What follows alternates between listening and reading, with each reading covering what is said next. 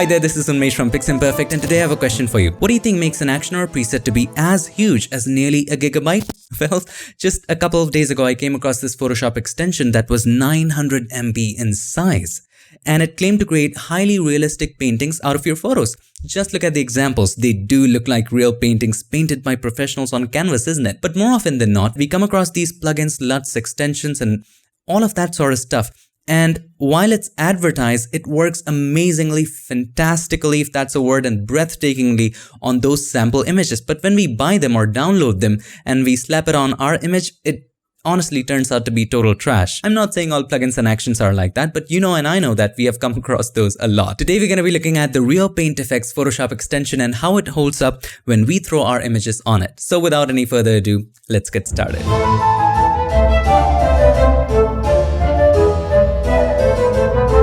Before we begin, thanks to Envato Elements for sponsoring this video, and thanks to you, my friends, for making this sponsorship possible. For creatives like us, this platform is a gold mine. Envato Elements offers you unlimited downloads of millions of assets for all your creative needs. For Photoshop users like you and I, this is particularly an awesome deal. From millions of studio quality stock photos to thousands of Photoshop actions, plugins, presets, brushes, and even layer styles, you can download whatever you want, as many as you want, without having to pay for each and every one of them. You also get beautifully crafted fonts for branding and design projects. And if you're into video editing, there are hundreds of thousands of stock videos in high resolution, along with all the video templates and elements like the ones used in this video. They also have interesting 3D objects that you can download from any angle as a PSD. I don't have to tell you how big of a deal that is for people like us who work with photo manipulations and composites. On top of all this, you also get music, sound effects, web templates, and so much more. This is very useful if you want to create a showreel of your work, build a portfolio site, or create something similar. There's even resume templates and physical portfolio projects if you're out looking for a job. With every asset, you also get a license to use these assets both commercially and non-commercially at no extra cost. If you've been watching PiXimperfect for a while now, you would know that I've been recommending Envato Elements for a year now, even before the sponsorship.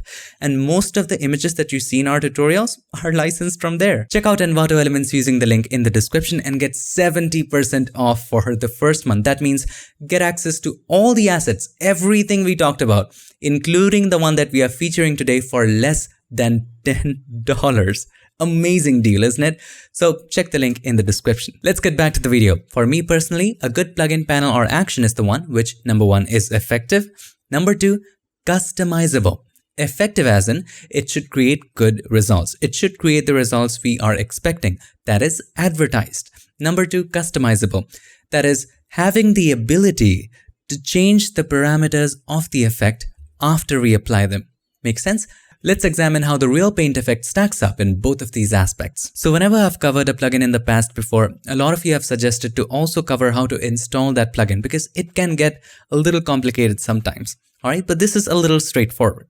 So once you download it, you will have this folder. Once you unzip it, you will have this folder. Now inside of that, a lot of things are there. There are also mockups, there are patterns, there are scripts, FX2. Now there is a way to manually install this extension, but I'm not going to get into that. I'm going to show you the simple way. All you have to do is to go to the orangebox.com with dashes in between them. As you can see the address right here. Once you go there, just download the FX box. Alright, so FX box, free Photoshop plugin. It's free. All you gotta do is download it. I have already downloaded it for you. So once you download and unzip, you will have this folder. Alright, next thing you need to do is to go to Photoshop. And by the way, this is the image that we're gonna be using. Go to File and then Scripts. Inside of Scripts, just choose Browse. Go to the FX box folder, double click on the installation and select fxboxinstaller.jsx. Alright, load that and it's installed. The FXbox plugin is installed right now, which makes it easy for you to install the effects from this author. Now it says, please restart Photoshop now. So click on OK, done, and let's restart Photoshop. So now I have restarted Photoshop and I also opened this image for convenience. Now you can go to Window, Extensions, and you will find FXbox right in there. Alright, now all you gotta do is to click on the plus button. So in this dialog box, locate the folder for the Real Paint Effects. Let's open that folder. Go to FX Tool and then just click on it, Real Paint Effects Installer. Let's open it and there you go, it's complete. Hit OK.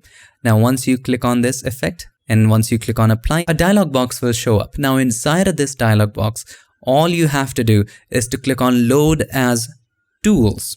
Click on that and it's now loaded. It loads all the pattern and everything that is required. Right now if you go to the pattern stamp tool, you will notice that open the pattern and have a look. Real Paint Effects patterns have also been installed automatically. Now there's also a way to install this extension without installing FXbox, and if you want to do it that way, you can look up the instructions which are included with the files for this extension. So without any further ado, let's apply this.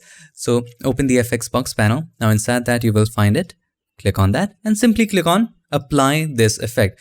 Now this extension also allows you to animate according to the effect, but we're not going to cover it in this video. See how the effect is being gradually applied, and it's pretty fast for such kind of complicated effects. Oh my gosh, I thought this plugin would be a gimmick, but it's actually good. Just take a look at it. And we haven't even customized it yet. So look at the results. Even if you zoom in, just look at the details in here. It's so good, and it does look like a real painting, isn't it? Now there are lots of ways of customizing this. There are brush drops applied, paint edges, you can turn them off, turn them on. There are textures which you can customize. But if you don't want to go so much in depth into customizing, you can leave it at this, or all you have to do is to simply click on the reveal back mask right there and reveal the areas where you think details are too much lost or something just doesn't look right. So let's take the brush with a soft round brush, all right, the soft round brush, and let's increase the size just a little bit. White as the foreground color, opacity at 100, flow at 100. You can adjust the flow according to your choice. Maybe I want to just recover the nose a little bit. Let's decrease the flow to about 20%. Maybe the eyes and maybe the side of the face. I'm going to increase the flow a little bit, just this area, just the lips a little bit. Some of it, not all of it, these areas, and we are pretty much done. Have a look. We can stop right here.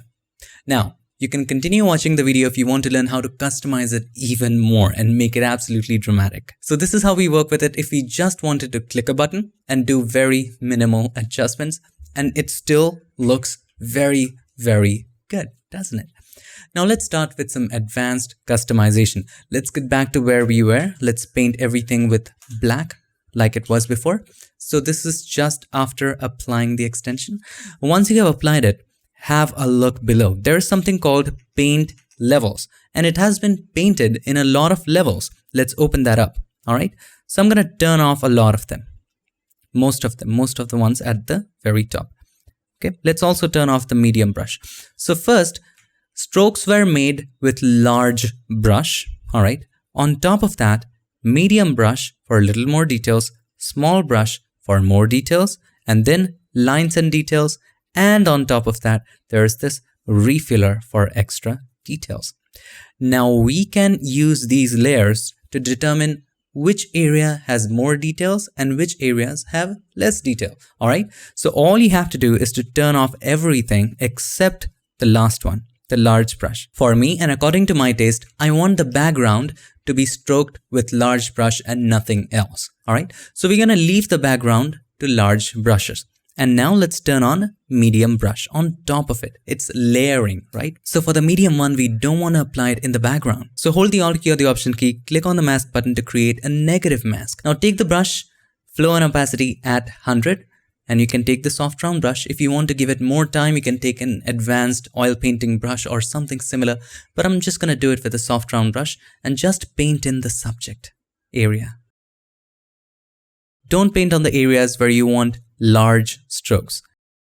And by the way, this is totally up to you. If you just want the subject's face to have details and everything else to be stroked with large brush, so be it. It's totally up to you. You are the artist, my friend.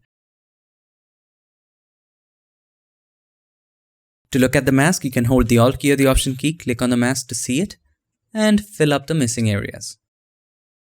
Smoothness is too much for some reason. Let's decrease it to 0. We don't need it.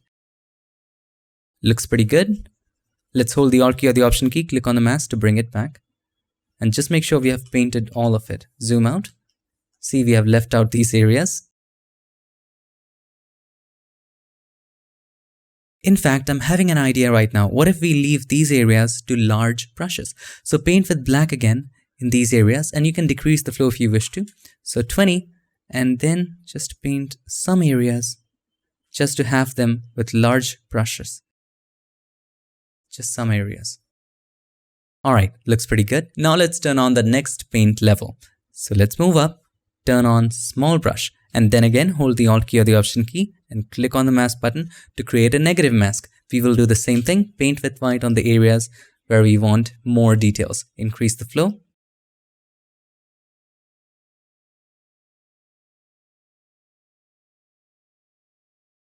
Pretty good. Let's do the next one, lines and details. Again, select the layer, hold the Alt key or the Option key, click on the mask button, white as the foreground color, just paint on the areas where you want even more details. If you want, you can also leave out the cheek right here and just paint on the lips and the eyes and the nose. You can also leave out hair if you want to. That's totally up to you. You can do some details like buttons, some lines for the shirt. For this kind of style, I like textured painting with a lot of strokes and not so much details, because then it would look like a photograph. We want a painting, not a photograph. Now let's turn on the refiller. Let's see what it does. Hold the Alt key or the Option key again, click on the mask button, and let's paint on the areas where we want more details. Not so much on the eyes, I think we painted too much. So with the mask selected, let's paint that with black again. And slowly and gradually with a lower flow, let's go for 20-ish. We'll paint the eye. Alright, let's increase the flow. You can also turn off the mask to see which areas it is affecting. So hold the Shift key, click on the mask to see which areas it is affecting. So you can bring back some details in the hair by painting right there. You can bring back some details in these areas. So hold the Shift key, click on the mask. You can choose which details to keep. You know what would be more effective? Let's delete the mask altogether. Alright, delete it. Click on the mask button without holding the Alt key. This is a white mask, and now take away the details where you didn't want it. So let's turn it off and turn it on and take away the details from these areas. Alright, so we didn't want a lot of details here, so we can take them away. We can take these away, right?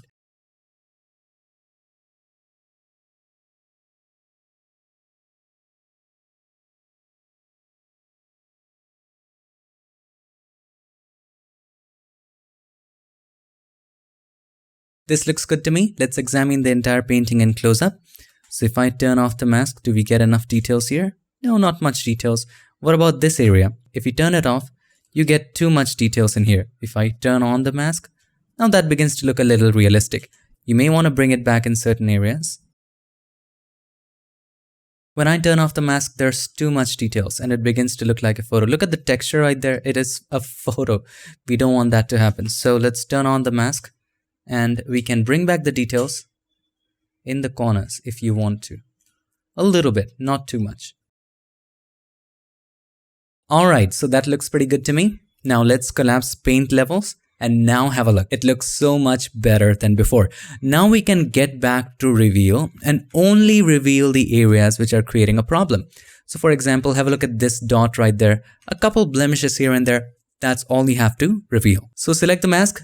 Take the brush, white as the foreground color, and then increase the flow if you want to, and just paint over those areas. That's pretty much it. If you want to paint with a lower intensity, you can always decrease the flow to something like 20, and then paint.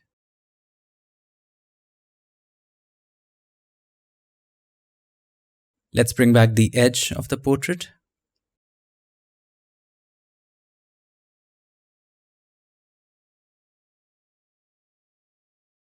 The edge looks much better now.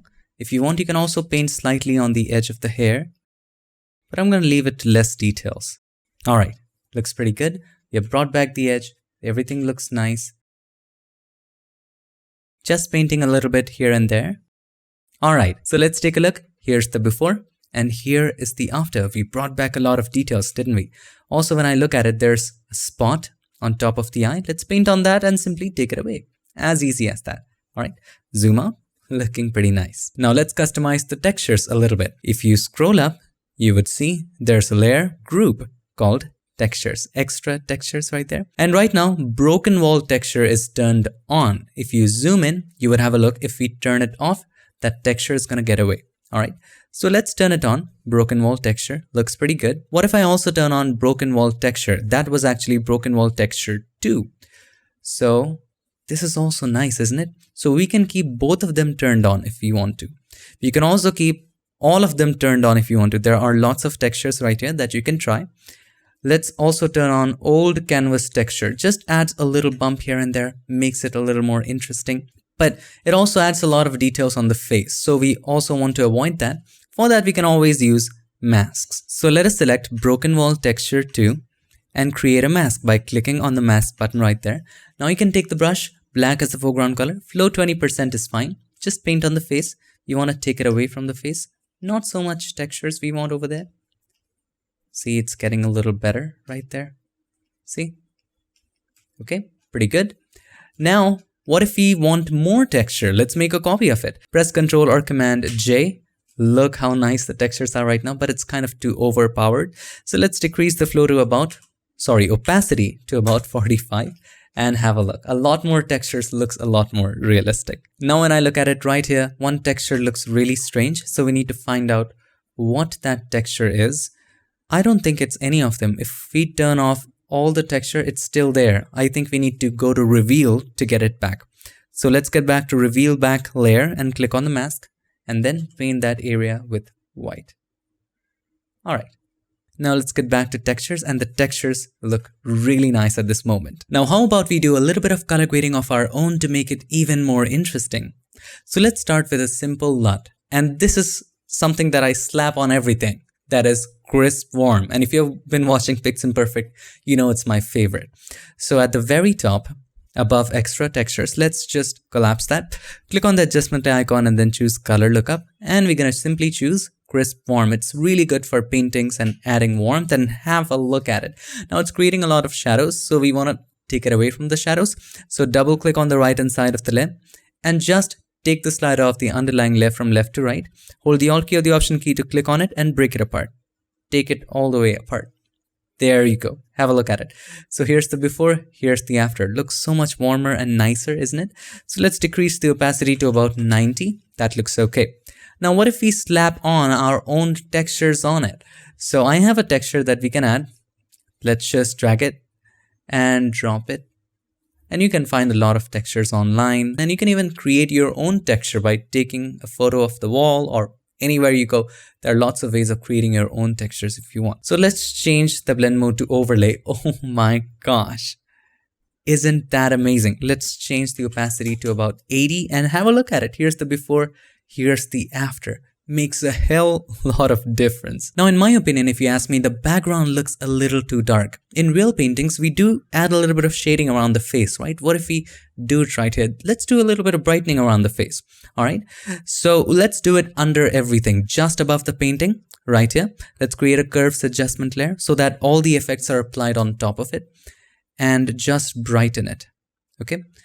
And make sure, just focus on the background and nothing else. We are just focusing on the background. I know we are losing details right here on the subject. Don't focus on that, just on the background. This is pretty good.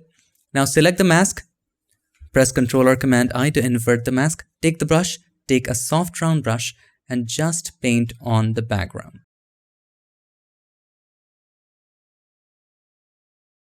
Looks pretty good, isn't it? No? We need to do a little adjustments right now. First of all, let's remove the leaks. So paint with black in the areas of the face where it's leaking. We have painted kind of too much. Also, we don't want it so much in the bottom. So increase the size of the brush and take it away from the bottom. All right, that looks nice. Now let's adjust the color. I know it might not look nice to you at the moment. Let's go to the blue channel, and now if we take it down, it adds a nice green to it. Take a look at it. Isn't that wonderful? Let's go to the red channel and increase it to add some more red to that as well. And now you have a look at it. Also, now let's apply some blend if to it by double clicking on the right hand side of the layer and taking the slider of the underlying layer from left to right. This is harsh, of course. Hold the Alt key or the Option key. Click on it to break it apart. And take it apart, something like this. Look at it. Now, of course, this is too much, so decrease the opacity to something like 50. What do you think? 55? There you go, my friend. Look at the painting. You might want to go back to the mask and take your time to kind of paint it away from the face. Now, I think the hair area is a little too dark right in here, so let's brighten that as well. So click on the adjustment layer icon and then choose curves, and we're gonna just simply take it up. Select the mask, press Ctrl or Command I, and take the brush, white as the foreground color, just simply paint on the hair area, or the area which is very dark. And also apply blend if on this, double click on the right hand side of the layer. Take it away from the dark areas. Hit OK once you're satisfied. Here's the before, here's the after. Just a little bit of brightening adds so much. Now these are adjustment layers. You can always get back to the mask and take it away from the areas where you accidentally added, and it's pretty good. Now there is one last effect that I always apply in portraits, and especially when we create painting photos like this, is that artists usually add a lot of kicker light in the eyes. So why shouldn't we do it? So click on the adjustment layer icon and then choose curves and take it up like this. Select the mask, press Ctrl or Command I. Now take the brush, white as the foreground color. Wherever the light is coming from on the opposite side, just dab. So the light is coming from this area on the opposite side, just dab with opacity and flow at 100. Boom and boom, there. Now take it away from unnecessary areas. Even here as well. If you want to use blend if in this case, you can double click on the right hand side of the layer. Take it away from the dark areas. If you want, you can do that. Just a little bit is fine. Let's take a look. Here's the before, here's the after. I think on the left eye, it's kind of too much. So we're going to take the brush, black as the foreground color this time. Select the mask with a lower flow. Let's start painting on the left eye. Do these match right now? If they don't, paint a little more. There you go. It looks much better. And you can happily stop right here. If you want more details in the jacket, if you want to preserve the edges, you can do that as well by going to the reveal layer, white as the foreground color, and then just paint around the edge to get back the details just around the edge. There you go. We can do things like that. But take a look at the result. It's amazing, isn't it? I took some time and I created this with a lot more manipulation, and I love this result a little more. By the way, I do a rehearsal before recording the tutorial so that things go smoothly. And this is the one that I created before creating this tutorial, and it turned out better than the one that I created now. As an artist, we have to accept this.